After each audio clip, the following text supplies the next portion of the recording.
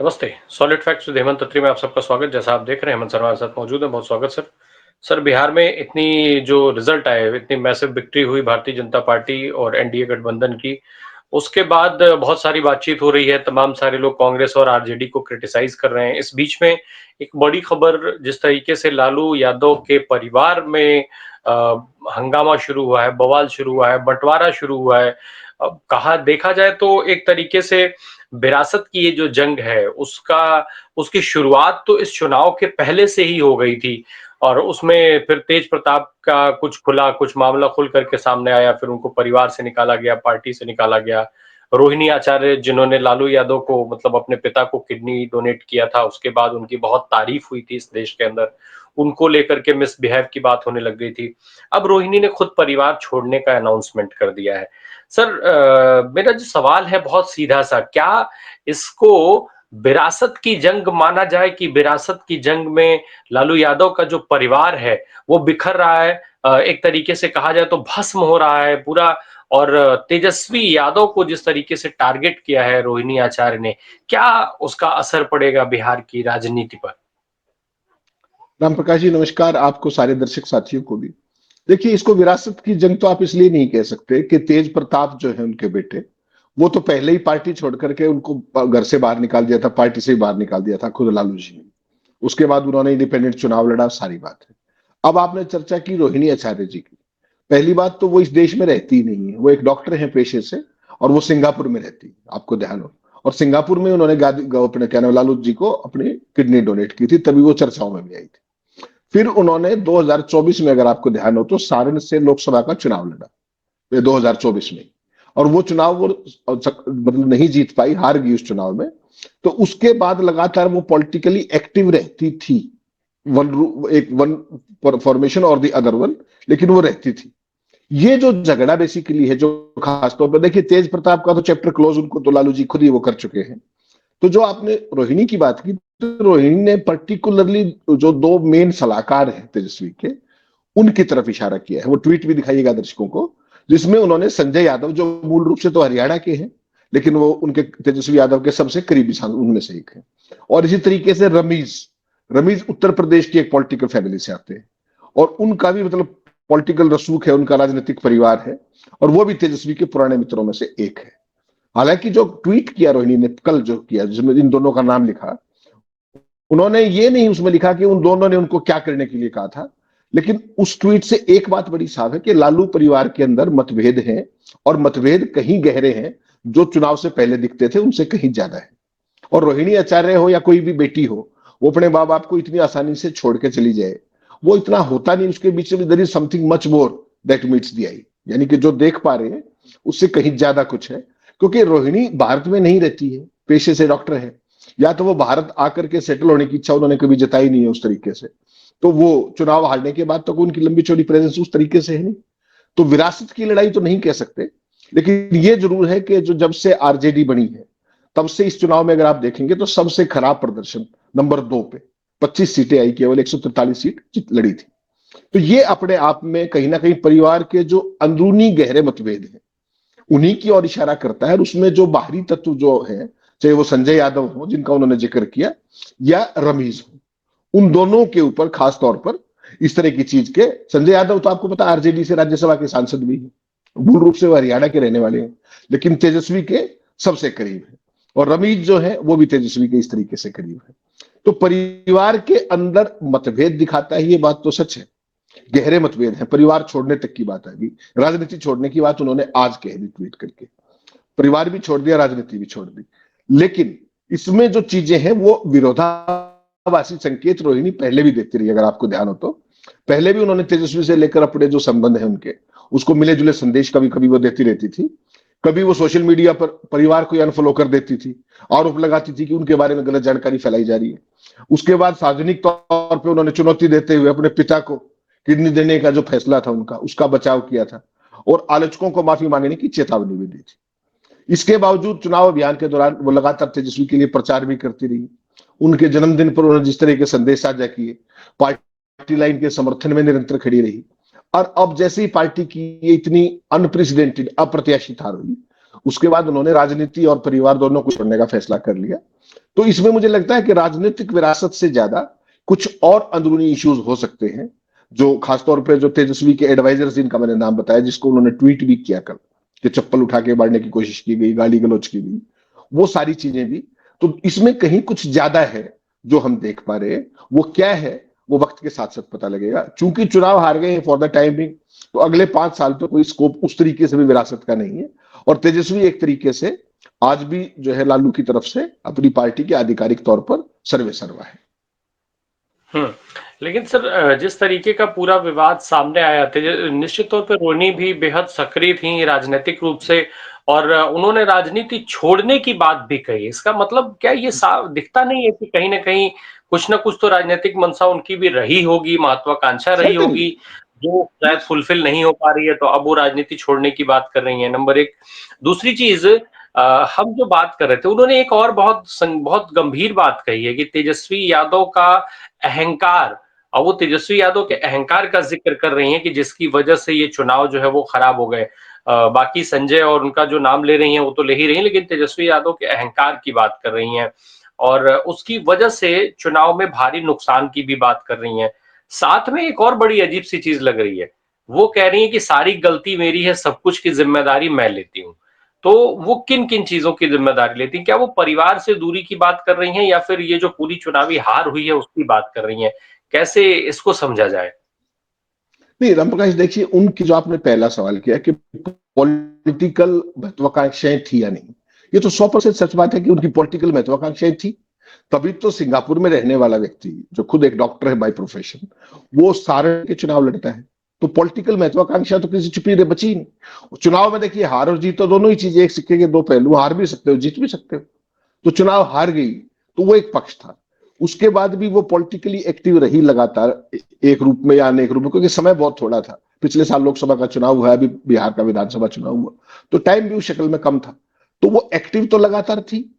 तो basically political तो उनका, जब चुनाव हार गई तो या तो इस चुनाव को भी वो लड़ती, वो तो उन्होंने लड़ा नहीं। तो कहीं ना कहीं एक ये डिस्ट्रीब्यूशन रहा होगा विद इन दी फैमिली कि अगर कोई भी आता है रोहिणी, तो वो लोकसभा में चली जाएगी दिल्ली और तेजस्वी अपने यहां संभालेंगे। तो फैमिली की अंडरस्टैंडिंग है ना, अदरवाइज तो वो सारण से चुनाव क्यों लड़ती, वो भी विधानसभा से ही लड़ लेती। तो वो अंडरस्टैंडिंग थी। और उस अंडरस्टैंडिंग में कहीं ना कहीं डिस्प्यूट हुआ है तेजस्वी के इन दोनों सलाहकारों के कारण। और आमतौर पे कोई भी जो मंजा हुआ राजनेता है, वो पारिवारिक चीजों को इस तरीके से सोशल मीडिया पर लेकर के नहीं आता है। ठीक है, वो अंदर खाने जो भी कुछ हो, लेकिन उन्होंने बिल्कुल ब्लैटेंटली जो दोनों एडवाइजर्स के नाम लिख करके, तेजस्वी के अहंकार का भी नाम लिख करके, मुझे लगता है कि आज की तारीख में उन्होंने राजनीति और परिवार छोड़ने का जो फैसला किया है, वो इतना साधारण नहीं है। राजनीति तो उनकी वैसे भी छुट्टी हुई है अगले 4 साल के लिए। लोकसभा का चुनाव लड़ा था, अगला चुनाव तो अब 29 नहीं है, उससे पहले तो कोई चुनाव हो नहीं रहा। तो वैसी सूरत में ये एक प्रेशर की टैक्टिक्स भी हो सकती है एक बेटी की, जिसका लालू जी के ऊपर एक तरीके का एक खास किस्म का प्रेम भी है। जिस बेटी ने अपने पिता के लिए किडनी दान की, किडनी डोनेट करके आज लालू जी उसी किडनी के सहारे चल रहे हैं। तो कहीं ना कहीं भावनात्मक भी है, मैं बेटी के नाते कोई मेरे जैसा ना करे, मेरे जैसा ना बने। उन्होंने जो आज वाला ट्वीट किया है वो भी दर्शकों को दिखाइएगा, वो भी काफी भावुकता भरा है। तो मुझे लगता है कहीं ना कहीं पॉलिटिकल एम्बिशंस तो थे, और उसको परिवार ने स्वीकार भी कर लिया था। वहां तक कोई समस्या नहीं कि भाई वो उन्होंने सारण से चुनाव लड़ा तो परिवार की सहमति से ही लड़ा ना। तेजस्वी ने उनके लिए बाकायदा प्रचार भी किया। लेकिन जो ये आज सुबह उन्होंने ट्वीट किया है परिवार को छोड़ने का, राजनीति को छोड़ने का, ये मुझे लगता है पॉलिटिकल तो एक पार्ट था, ये इमोशनल आउटबर्स्ट ज्यादा है एक बेटी का, जो कहीं ना कहीं अपने आप को लालू जी के ज्यादा करीब पाती थी। और उसके साथ जो कुछ भी हुआ होगा अंदरूनी तौर पे, और खासतौर पे तेजस्वी के एडवाइजर्स का जो व्यवहार है, उसके प्रति जो उनकी टिप्पणियां हैं, वो निश्चित तौर पर कुछ और कह रही है कि परिवार में बाहरी लोगों का दखल कहीं ना कहीं है, जिसके कारण उनको ये फैसला लेना पड़ा। और अगर उसके कारण नहीं भी लेना पड़ा हो, तो उसका एक मेजर कारण जरूर ये हो सकता है जिसके कारण उन्होंने पार्टी छोड़ी और अपना परिवार भी छोड़ा, ये आप मान सकते हैं। बाकी अंदरूनी चीजें इंटरनल क्या है एक्चुअल में, वो तो चीजें समय के साथ ही बाहर आएंगी। मुझे लगता है उतनी चीजें बाहर उन्होंने अपने ट्वीट के माध्यम से केवल सिंबॉलिकली प्रतीकात्मकता ज्यादा दिखाई है, उसमें कोई तथ्यों का बहुत ज्यादा वो समावेश नहीं किया। सर, तेज प्रताप भी अक्सर जयचंद का जिक्र करते रहते हैं, जयचंद का नाम लेते हैं, वो डायरेक्ट नाम ना लेकर के जयचंद कहते हैं जिन लोगों को रोहिणी टारगेट कर रही हैं। सर, जो तेज प्रताप के सवाल हैं, रोहिणी भी वही बात कह रही हैं। तो जिस तरीके से ये दो नामों का जिक्र बार बार आ रहा है और कहा जा रहा है कि आरजेडी की हार के सबसे बड़े जिम्मेदार ये लोग हैं, इन लोगों की अब इन लोगों का जो भी क्या महत्व है, क्या रोल है, जरा एक बार अगर संभव हो तो हमारे दर्शकों को वो समझा दीजिए। और दूसरा कि इन दो लोगों की वजह से अगर महागठबंधन को ये स्थिति फेस करनी पड़ी है, तो क्या तेजस्वी यादव को इन सारी चीजों पर विचार नहीं करना चाहिए कि कैसे गलत लोगों की संगत से आपका परिवार से लेकर के और पार्टी तक सब कुछ संकट छाया हुआ है? नहीं, राम प्रकाश देखिए, उसको देखने का ना एक नजरिया है। कोई भी जो रीजनल पार्टी होती है ना, आमतौर पे इस देश के अंदर, वो सारी की सारी फैमिली बेस्ड पार्टी है। मोटे तौर पे आप किसी को भी देखेंगे, इंडिविजुअल बेस्ड या फैमिली बेस्ड पार्टी, जिसमें कोई सेकंड लाइन ऑफ लीडरशिप उस तरीके से नहीं होती है। परिवार ऑलवेज रिमेन्स फर्स्ट। तो वैसी सूरत के अंदर तेजस्वी को एक तरीके से पिता की विरासत को लालू जी के जीवन काल के अंदर ही सौंपने का फैसला हुआ। एक तरीके से तेज प्रताप को उन्होंने घर से बाहर कर दिया, पॉलिटिकल पार्टी से भी सब कुछ कर दिया। तो अब सवाल यह आता है कि तेजस्वी उस पार्टी को कैसे चलाते हैं। एक फैमिली पार्टी के तौर पे चलाते हैं, एक कार्डर बेस्ड पार्टी के तौर पे चलाते हैं, या यार दोस्तों की पार्टी के तौर पे चलाते हैं। तो इस केस के अंदर जब आप इन दोनों नामों को देखेंगे, संजय यादव और ये दो, तो इसमें बेसिकली हर विवाद के अंदर इनका नाम आया है। और जो पब्लिक डोमेन में जानकारी है वो ये है कि तेजस्वी को यही दोनों लोग चलाते हैं। हर मुद्दे पर फीडबैक से, उस पर किस मुद्दे पे क्या रिएक्ट करना है, किस एरिया में कौन सा पॉलिटिकल एटमॉस्फेयर कैसा है, कहां किसको टिकट ठीक रहेगी, जातिगत समीकरण क्या है, चुनाव की लाइन क्या हो, इश्यूज क्या हो, वो मतलब कंप्लीट एडवाइजर्स हैं दोनों के दोनों लोग। तो कहीं ना कहीं जो परिवार के जो लोग हैं, चाहे वो अपना रोहिणी हो चाहे तेज प्रताप हो, उनको ये तो लगेगा ही ना कि भाई तेजस्वी पे पहला हक हमारा है और उसको हमारी बात सुननी चाहिए। और ये पॉलिटिकल पार्टी अकेली उनकी नहीं है, लालू हमारे भी पिता है। ठीक है, आपको विरासत सौंप दी उन्होंने एक तरीके से, लेकिन जब उस चीज को वो एक बियॉन्ड ए पॉइंट आगे नहीं बढ़ा पाई। मान लीजिए, मैं एक उदाहरण दे रहा हूं हाइपोथेटिकली, कि रोहिणी ने कहा कि भाई इन फला 4 आदमियों को टिकट दे दीजिए, तो उस टिकट को कौन कटवाएगा? तेजस्वी तो खुद कहने की बजाय वो एडवाइजरी करेंगे ना काम के, नहीं ये इसलिए ठीक नहीं रहेगा, ये इसलिए ठीक नहीं रहेगा, ये इसलिए ठीक नहीं रहेगा। तो हर चीज की एक बैकग्राउंड होती है। इसमें कोई शक नहीं है कि तेजस्वी को यही दोनों लोग चला रहे हैं। इसीलिए तेज प्रताप को भी फायरिंग लाइन में यही लोग थे। तेजस्वी ऑफकोर्स थे, लेकिन मुख्य कारण उनका ये दोनों एडवाइजर थे। और वही काम अब रोहिणी ने भी किया है कि उन दोनों का बाकायदा नाम लेकर के, कि उन्होंने ही मुझे कहा पार्टी छोड़ने के लिए, उन्होंने ही मुझे राजनीति छोड़ने के लिए कहा, और इसलिए मैं राजनीति छोड़ दी। तो उन्होंने राजनीति छोड़ने के लिए कहा था, परिवार छोड़ने के लिए तो नहीं कह सकते वो लोग। इसीलिए मैंने कहा कि जो कुछ दिख रहा है ये मामला कहीं उससे ज्यादा का है। इमोशनल आउटबर्स्ट दिखता है, लेकिन इसके गहरे कारण निश्चित तौर पर विद इन द फैमिली है। वो क्या है, मुझे लगता है कि वो समय के साथ साथ ही बाहर आएंगे। उस पर बहुत ज्यादा वो कयासबाजी करना ठीक नहीं है। जो ओवरऑल पिक्चर है वो ये है कि तेजस्वी की राजनीति आज की तारीख में, उसकी ड्राइविंग सीट पे उनके दोनों एडवाइजर हैं, जो कहीं ना कहीं उनके जो दोनों सिबलिंग्स हैं उनको पसंद नहीं आ रहा है। इतनी सी कहानी फिलहाल तो। आपने जो है वो क्षेत्रीय दलों का जिक्र किया। कुछ ऐसा ही हश्र हम देख चुके हैं ऑलरेडी समाजवादी पार्टी का उत्तर प्रदेश के अंदर, जब एक बड़ी विरासत की जंग छिड़ी, किस तरीके से मुलायम सिंह यादव के जो है वो छोटे भाई, जिनको बिल्कुल मुलायम सिंह यादव और शिवपाल यादव को राम लक्ष्मण की तरीके से यूपी की सियासत में देखा जाता था, सारी लाठियां शिवपाल सिंह यादव ने खाई है समाजवादी पार्टी को बनाने में। लेकिन फाइनली जब विरासत शिफ्ट हुई तो वो अखिलेश यादव पर शिफ्ट हुई। बहुत बड़ा जंग हुआ और उस जंग की कीमत जो है वो विधानसभा चुनाव 2017 को हार करके चुकानी पड़ी थी। कुछ उसी तरीके की स्थिति बिहार में पैदा हुई और उसकी कीमत चुकाई है तेजस्वी यादव ने, आरजेडी ने, महागठबंधन ने। केवल आरजेडी पर फर्क नहीं पड़ा है, महागठबंधन की बुरी तरीके से हार हुई। तो ये जो पूरा मामला था, इसका पूरा इस हार में इसको भी एक बड़े कारण के तौर पे देखा जाना चाहिए। नहीं रामप्रकाश जी, हार चूंकि तेजस्वी को ऑफिशियली विरासत का वो बना करके और मुख्यमंत्री का चेहरा एज सच महागठबंधन ने बना दिया था, तो वो तो जो भी हार है जीत है वो तो एक अलग पक्ष हो गया। वो तो जो आज की तारीख में देश में चुनाव हो रहे हैं, वो मध्य प्रदेश से जो कार्यक्रम शुरू हुआ था, उसके बाद जो छत्तीसगढ़ गया, फिर हरियाणा आया, फिर दिल्ली आया, महाराष्ट्र आया, और वो बिहार में आया। ये चुनाव नहीं है, ये तो मैथमेटिकल इंजीनियरिंग है, ये इलेक्ट्रल इंजीनियरिंग है, ये चुनाव आयोग की। इसमें चुनाव से ज्यादा रोल कहीं ज्ञानेश गुप्ता का है। इसलिए मैंने आपको ध्यान हो, जब 14 तारीख को हमने शो किया तो मैंने बधाई भी ज्ञानेश गुप्ता को ही दी थी कि इन सारी लानतों का वो अकलौता इकदार है जो पूरे देश में डेमोक्रेसी को उसने रौंद के रखा है। आपने परिवार की बात की है, बिल्कुल सही बात है कि जब माननीय नेताजी आगे बढ़ रहे थे मुलायम सिंह जी, तो उस समय ये अपने क्या नाम अखिलेश वगैरह तो उतने बड़े भी नहीं थे उम्र में, तो लाठियां खाने का काम तो शिवपाल का और भाइयों का ही था सारा। तो वो जब उनके नेताजी के जीवन काल के अंदर ही निश्चित तौर पे शिवपाल जी को ये लगा होगा कि मैं कहीं ना कहीं उनकी जगह लूं, लेकिन एक पुत्र मोह भी कोई चीज है सियासत के अंदर भी और अदरवाइज भारतीय समाज में खास तौर पे। तो बहुत चंद नेता मिलेंगे आपको या नहीं मिलेंगे जिन्होंने अपने भाई को या किसी भतीजे को वो किया हो। हमेशा अपने बेटे को ही विरासत सौंपते हैं, वो बाला साहब से लेकर के किसी को भी देख लीजिए आप। ऐसे ही चौटाला परिवार के अंदर भी अजय सिंह और अभय सिंह का जो झगड़ा चला, अलग पार्टी बनी, दोनों निपट गए, एक बार वो निपटा अगली बार दूसरा निपट गया।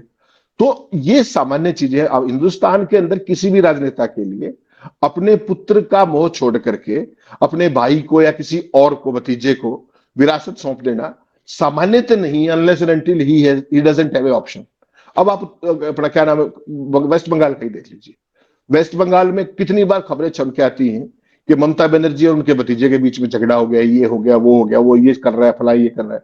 लेकिन जब भी कभी फैसले का समय आएगा तो आपको क्या लगता है कि अभिषेक के अलावा क्या ममता किसी और को पार्टी का घोषित करेंगी? सवाल ही पैदा नहीं होता, आउट ऑफ क्वेश्चन है एक तरीके से। तो ये भारतीय राजनीति की एक कहीं ना कहीं शॉर्टकमिंग आप कह सकते हैं कि जब भाई का मामला आएगा, भतीजे का मामला आएगा, कोई भी इस तरह का मामला आएगा विद इन फैमिली, तो अगर बेटा अवेलेबल है तो निश्चित तौर पे फर्स्ट चॉइस, फर्स्ट ऑप्शन बेटे के ऊपर ही जाती है। तो ये जो अपने रीजनल पॉलिटिकल पार्टीज हैं उनमें ये खासतौर की एक चीज निश्चित तौर पर लगातार निरंतर सामने आती है। और इसी को अगर आप थोड़ा सा दायरा बढ़ाएं इस बात का, तो थोड़ा सा देखिएगा कि जब सोनिया जी रिटायरमेंट की तरफ चली कि भाई सक्रिय पॉलिटिक्स से, तो तमाम तरह की चीजें आई कि भाई इंदिरा गांधी की तरह दिखती हैं प्रियंका, फला ये वो, और फिर राहुल बनाम प्रियंका। अंदर कुछ नहीं है, मुझे पता है बहुत बार उनका आपस की किस तरह की बॉन्डिंग है, सारी बात है। लेकिन जो दोनों के अलग अलग चेले चपाटे होते हैं, उसको लगता है कि मेरी प्रियंका जी बन जाए, दूसरे को लगता है नहीं राहुल जी रहने चाहिए, उस टाइप की चीजें। लेकिन जहां तक सोनिया गांधी का सवाल है तो वो पहले दिन से क्लियर है, एक्शन से भी और अदरवाइज भी, कि उनकी तरफ से विरासत का असली हकदार जो है राहुल गांधी है। तो ये निरंतर भारतीय उसमें एक पुत्र मोह का भारतीय सियासत के अंदर एक निरंतर इसका इतिहास भी रहा है, इसका एक वर्तमान भी है, और मुझे लगता है भविष्य में भी ये ऐसा ही कंटिन्यू करता रहेगा। इसमें बहुत चेंज होने की जरूरत उस तरीके से नहीं है। आपने ठाकरे साहब का देखा होगा, मैंने जिक्र किया बाला साहब का, तो उस समय उद्धव की बजाय राज ठाकरे कहीं ज्यादा एक्टिव होते थे पॉलिटिक्स में। पॉलिटिकली उनका एक्यूमेंट बहुत ज्यादा माना जाता था, कुशल संगठनकर्ता माने जाते थे। लेकिन जब विरासत का सवाल आया तो उद्धव पे आकर के टिकी, और जबकि उन्होंने तो कभी चुनाव भी नहीं लड़ा था। अपने बाला साहब तो राजनीति सक्रिय राजनीति, वो तो लड़ाते थे, नेता बढ़ाते थे, खुद नहीं कभी। लेकिन उद्धव ने चुनाव भी लड़ा, मुख्यमंत्री बने, सारी चीजें की। तो समय के साथ साथ ये चीजें होती हैं। और भारतीय सियासत के अंदर चाहे वो रीजनल पार्टियां हो ज्यादातर, या नेशनल पार्टी के तौर पे भी हो, भारतीय जनता पार्टी परिवारवाद का विरोध करती है। जरा उठा के देखिए उनकी लिस्ट लोकसभा के एमपीज की, उनमें से कितने खानदानी है या नहीं है, पिता पुत्र और वो सारी विरासत वाले। सच्चाई है ये भारतीय राजनीति की। और उनमें से मैक्सिमम जो है या तो पुत्र मिलेंगे फर्स्ट ऑप्शन, सेकंड ऑप्शन पत्नी मिलेगी या कोई पुत्री मिलेगी जैसी उपलब्ध हो। भाई और भतीजे की बहुत ही कम आपको इस तरह के उदाहरण देखने को मिलेंगे। ये एक सच है भारतीय सियासत का, इसको कोई स्वीकार करे या ना करे। आपने कहा बिहार के अंदर तेजस्वी का भविष्य, बिहार में कुछ भी कहिए आप, तेजस्वी इस चुनाव में कैसे हारे हैं वो उनका काम है। देखें डेटा मैनिपुलेशन, SIR, वो सारी चीजें सामने आ रही हैं। 202 में से 128 सीटों पे ब्लेटेंट मैनिपुलेशन हुआ है, बड़े पैमाने पे वोटर काटे गए हैं, उस पर अलग से बात भी की जा सकती है। लेकिन उस सब के बावजूद भी इसमें तो कोई शक नहीं है कि जहां तक विपक्ष का सवाल है, चाहे वो नीतीश का विरोध हो चाहे बीजेपी का विरोध हो, उसमें अगर बिहार की आप बात करोगे तो भाजपा विरोध की सियासत के सबसे बड़े कद्दावर नेता आज भी कोई है तो वो तेजस्वी है, अनडाउटेडली। इसमें कोई शक इस तरीके का नहीं। चुनाव में प्लस माइनस लगा रहता है, ज्ञानेश गुप्ता के समय में कौन चुनाव जीत पाएगा इन हालात में, वो भी एक सवाल है। लेकिन जिस तरीके से उन्होंने चुनाव लड़ा, उन्होंने कैंडिडेट किसको बनाया, कैंपेन कैसे किया, this is for him to look into. उनकी समीक्षा वो करें, मेरा आपका कोई काम नहीं है। लेकिन ओवरऑल अगर आपने जैसे कहा कि इनका भविष्य क्या है, तो आज की तारीख में जो भी आपके सामने संख्या बलाया उसको आप हटा भी दें तो भाजपा विरोध की जो राजनीति है वहां पे उसकी इकलौते झंडा बरदार आज की तारीख में तेजस्वी के अलावा कोई और नहीं।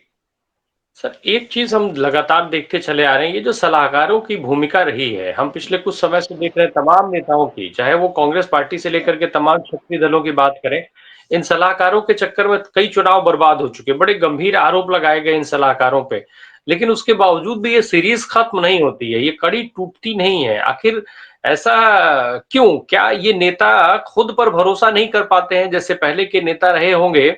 आपने बहुत सारे नेताओं के साथ इंटरव्यू किया होगा, बातचीत किया होगा, आपने प्रधानमंत्री के तौर पर मनमोहन सिंह तक का इंटरव्यू किया हुआ है। क्या मनमोहन सिंह का भी इस तरीके का कोई पॉलिटिकल एडवाइजर था, कोई सलाहकार था, जिसको जो मनमोहन सिंह को जैसे चाहता था, उठाता था, बैठाता था? या हुडाज से आपके जो है हुडाज को आपने कई बार देखा होगा, बहुत करीब से देखा होगा। क्या वो भी इसी तरीके की सियासत करते रहे, जो सीनियर हुडाज हैं?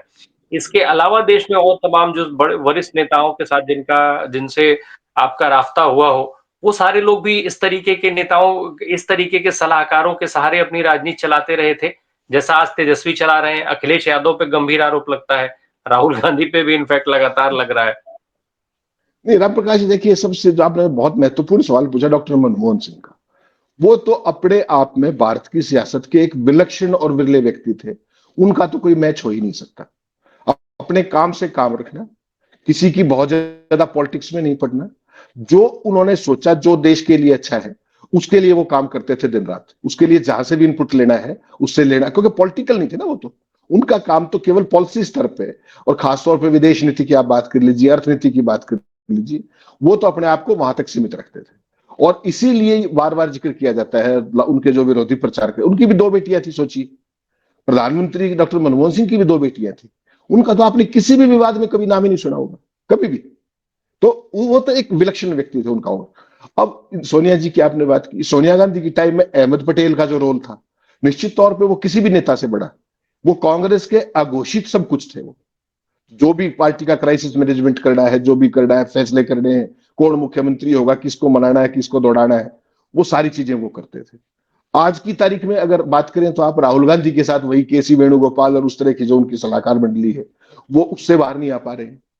ऐसे ही हर नेता का, राम प्रकाश जी, एक चीज देखनी पड़ेगी हमें, क्या है कि जो इस लेवल के नेता होते हैं, चाहे वो नेशनल लेवल के बड़े नेता हो, टॉप के, या स्टेट के बड़े हो, वो हर चीज को नहीं संभाल सकते। किसी न किसी को इनपुट्स के लिए बंदे को आप कॉन्फिडेंस में रखते ही हो कि फला आदमी इस काम के लिए मैंने रख लिया, फला आदमी। तो शुरू में तो वो यस मैन रहते हैं, they start with being a yes man, और धीरे धीरे उनकी भूमिका कुछ और हो जाती है। वो उनके पॉलिटिकल एडवाइजर भी हो जाते हैं, उनके कैंपेन मैनेजर भी हो जाते हैं। वो सारा सीख और शिक्षा देने लगते हैं। क्यों? क्योंकि वो उस नेता के हमराज बन जाते हैं। और जो हमराज हो, उसको नेता, उसकी बात मानना उसको मजबूरी भी है, और कहीं ना कहीं उसमें वो भरोसा भी करता है कि भाई चलो ठीक है, ये कह रहा है तो इसका तो क्या है, तो नॉन पॉलिटिकल, इसने कोई चुनाव नहीं लड़ना। आपने हुड्डास का जिक्र किया। उनके समय भी एक अपने पार्लियामेंट के एक अधिकारी थे, डिप्टी सेक्रेटरी या कुछ, मिस्टर महेंद्र सिंह चोपड़ा।